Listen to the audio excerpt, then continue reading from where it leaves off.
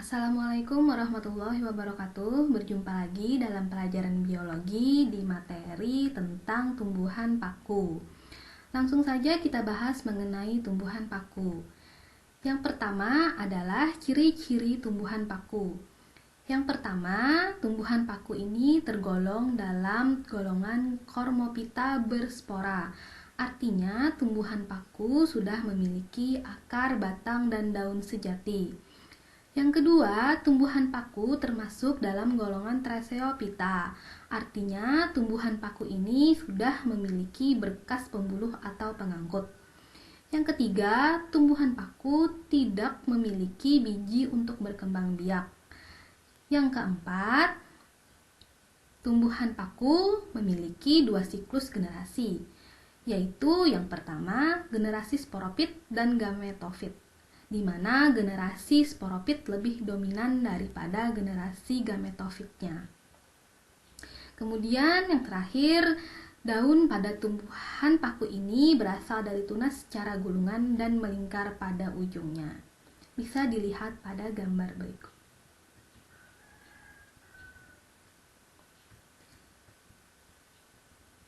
Nah, selanjutnya kita akan bahas tentang struktur tubuh tumbuhan paku, di mana akarnya berupa rizoid di generasi gametofitnya, sedangkan akar serabut ada pada generasi sporofitnya. Kemudian pada bagian batang, protalium terdapat pada generasi gametofitnya, sedangkan batang sejati terdapat pada generasi sporofitnya. Bisa dilihat pada gambar. Kemudian untuk daun pada tumbuhan paku berdasarkan ukurannya dibedakan menjadi 2. Yang pertama yaitu daun mikrofil, di mana daun mikrofil ini berukuran kecil dan hanya setebal selapis sel dan membentuk rambut.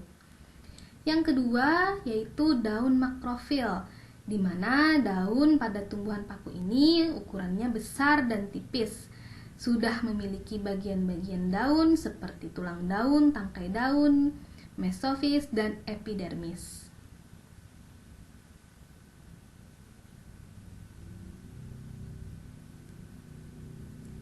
Kemudian berdasarkan fungsinya, daun dibedakan lagi menjadi 2. Yang pertama yaitu daun sporofil atau daun steril yang berfungsi untuk fotosintesis. Yang kedua, daun sporofil atau bisa juga disebut dengan daun fertil yang berfungsi sebagai penghasil spora untuk perkembangbiakan tumbuhan paku itu sendiri. Nah, spora yang berkumpul di dalam sporangium atau yang biasa kita sebut dengan kotak spora bisa terdapat pada strobilus. Setiap sporangium dikelilingi oleh sederetan sel yang membentuk bangunan seperti cincin yang disebut dengan anulus, di mana anulus ini berfungsi sebagai mengatur pengeluaran spora. Spora yang membentuk kelompok disebut sorus, di mana sorus yang masih muda dilindungi oleh selaput sel yang disebut indusium.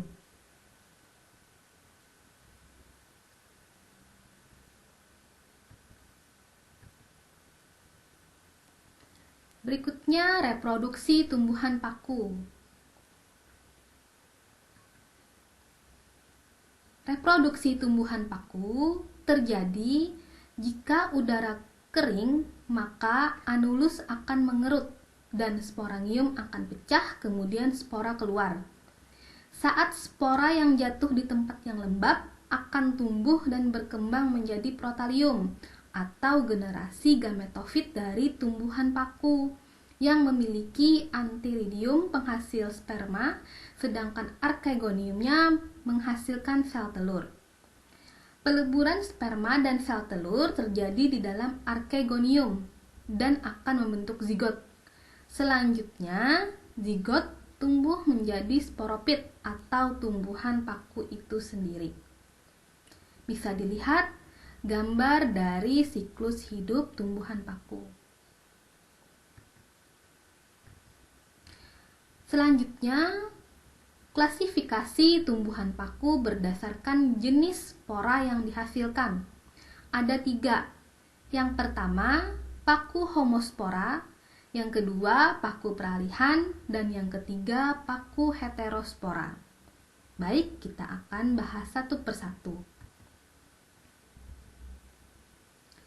Yang pertama adalah paku homospora, di mana tumbuhan paku homospora hanya menghasilkan satu jenis spora yang mempunyai bentuk dan ukuran yang sama. Berikut skema daur hidup paku homospora.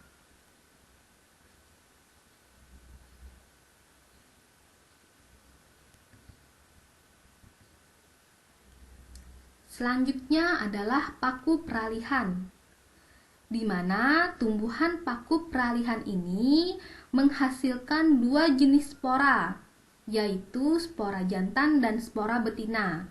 Namun, spora-spora yang dihasilkan memiliki bentuk dan ukuran yang sama.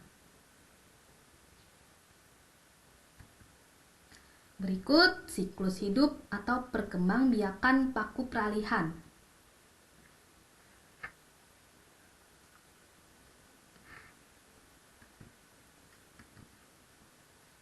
Yang terakhir adalah paku heterospora, di mana tumbuhan paku yang hanya menghasilkan 2 jenis spora dengan jenis dan ukuran yang berbeda, yaitu makrospora berupa betina dan mikrospora berupa jantan.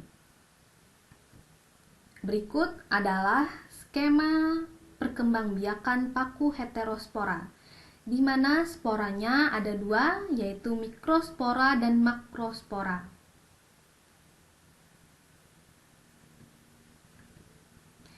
Selanjutnya, klasifikasi tumbuhan paku terdiri dari 4 kelas, yaitu paku purba, paku kawat, paku ekor kuda, dan paku sejati. Mari kita lihat satu persatu. Yang pertama, paku purba. Ciri-ciri paku purba ini merupakan paku yang tergolong dalam homospora, umumnya mikrofil dan batang berklorofil. Pada bagian batang tumbuhan, daun-daun kecil berbentuk sisik, tidak memiliki akar daun sejati, dan merupakan tumbuhan paku yang paling sederhana. Sporangiumnya terletak di ketiak daun yang disebut sinangium.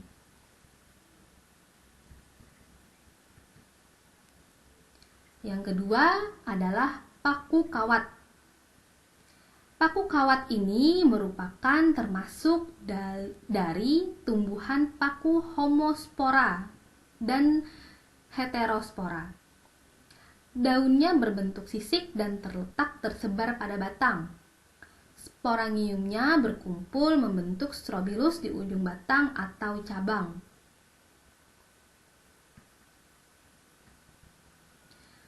Yang ketiga adalah paku ekor kuda. Ciri-cirinya yaitu menghasilkan 2 jenis spora yang bentuk yang sama atau biasa disebut dengan spora peralihan. Jadi, paku ekor kuda ini termasuk dalam tumbuhan paku peralihan. Kebanyakan tumbuh pada tepian sungai dan daerah subtropis di belahan bumi utara. Memiliki percabangan batang yang berbentuk ulir atau lingkaran yang menyerupai ekor kuda. Sporofitnya berdaun kecil atau mikrofil dengan berbentuk sisik, tumbuh pada buku batang secara berkarang.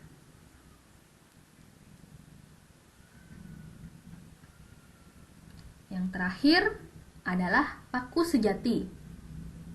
Ciri-ciri dari paku sejati yaitu memiliki akar, batang, dan daun sejati. Memiliki ukuran batang yang bervariasi. Daun paku sejati memiliki ukuran yang besar dibanding dengan kelompok paku lainnya.